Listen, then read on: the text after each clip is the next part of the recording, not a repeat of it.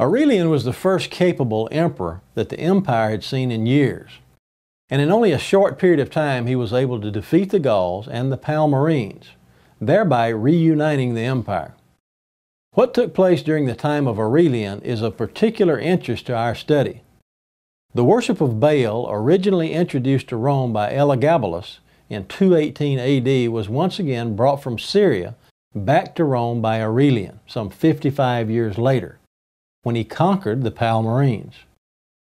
The irresponsible emperor Elagabalus was unsuccessful in establishing the worship of Baal, but not so with Aurelian.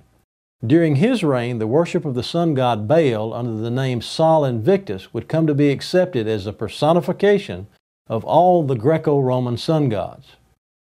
First, a little history regarding the Palmyrenian Empire.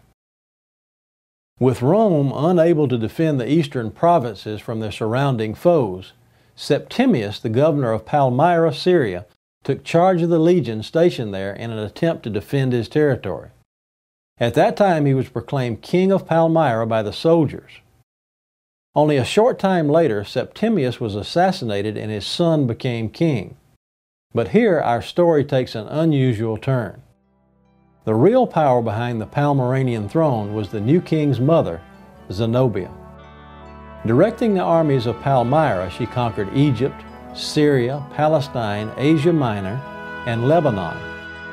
Coins from that era depicting Zenobia bear the inscription Augusta, the feminine form of Augustus, a title first held by Caesar Augustus, a title reserved only for emperors.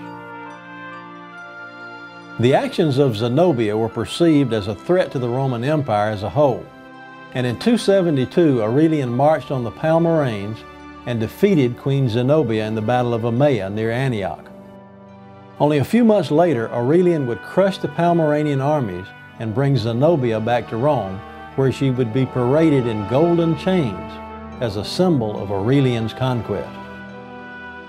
Zenobia must have been quite an influential woman, for she did not remain in chains.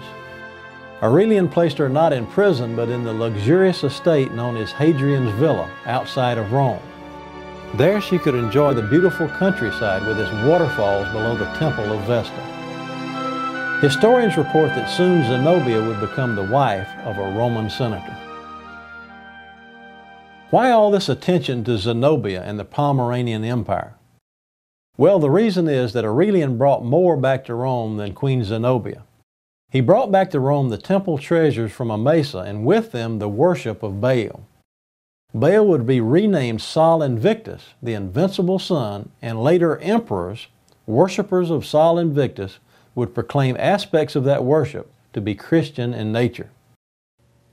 Ms. Murdoch is right about December 25th, but she's wrong about the Jesus of the Bible. Neither he nor his disciples would have had anything to do with the celebration of the birthday of the sun gods of antiquity. Theologians know that, but because they have failed to say so, they are now challenged by their own misleading doctrine. Zeitgeist attempts to associate pagan narratives with those found in the Bible regarding Jesus. Acharya states that the mythological character Jesus is an amalgam of 20 mythological characters, a myth from the beginning. What we're not being told is that there are many different versions of each myth. By picking and choosing, the producers of Zeitgeist present selected parts of mythological accounts and somehow fail to tell us the rest of the story. The Jesus of the Bible said that Moses wrote of him. The New Testament plainly states that Jesus was a creator, and all throughout the Old Testament we read that the very precepts that Zeitgeist attempts to associate with him were considered to be abominations. Yeshua, Jesus, the Messiah of Israel, would have never had anything to do with those precepts. An attempt is also made to associate Jesus with Easter and the worship of the fertility goddess. While being right about the pagan nature of Easter, once again they are wrong about Jesus. The Jesus of the Bible was not crucified at the time of Easter. The Bible never says that. He was crucified at the time of Passover. It was almost 300 years after the birth of Christ before the Council of Nicaea set that date. Even then, what they did was actually change the date for the observance of Passover. Theologians know that, and so do the producers of Zeitgeist. In interviews, Ms. Murdoch speaks of many pagan gods, including Horus, Seriphus, and Mithra. She talks about the abominable worship of Tammuz as spoken of in the Old Testament. The Bible condemns that worship. She attempts to somehow associate those gods with Jesus. She's right about the Jesus being presented by most theologians, but she's wrong about the Jesus of the Bible. The Bible never associates Christ with pagan precepts. It is the theologians who have done so, and many scholars, impressed with their credentials, have believed their lies.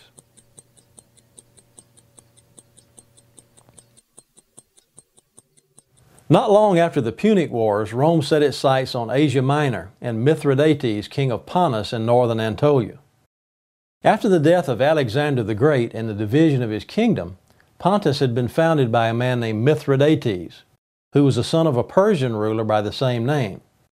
And of course, the name Mithridates reflects respect for the sun god Mithra. From 88 to 63 BC, the Mithridatic Wars were being fought between Rome and Pontus. The first war led to Mithridates' loss of his territorial claims in Asia to all but Pontus. He was, however, during the second war able to defend his remaining kingdom. Later, alarmed at Rome's aggression against neighboring Bithynia, Mithridates once again went to war with Roman forces under the command of General Pompey. This time his entire kingdom would be lost.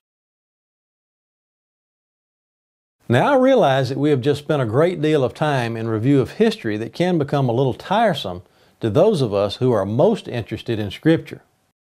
But in order to understand not only what has happened, but how it happened, we just have to stop and do that. Why is all this history important? It is because that while Rome was busy with the Punic and Mithridatic Wars, the worship of the sun god Mithra was in the process of pirating his way into the empire. Without competition from the seafaring Phoenicians of Carthage, who have been defeated by the Romans during the Punic Wars, the pirates of Cilicia, those who were allies of Mithridates, had taken control of the Mediterranean and as many as 400 coastal cities. And as you may have guessed, it just so happens that those pirates were worshippers of the sun god Mithra.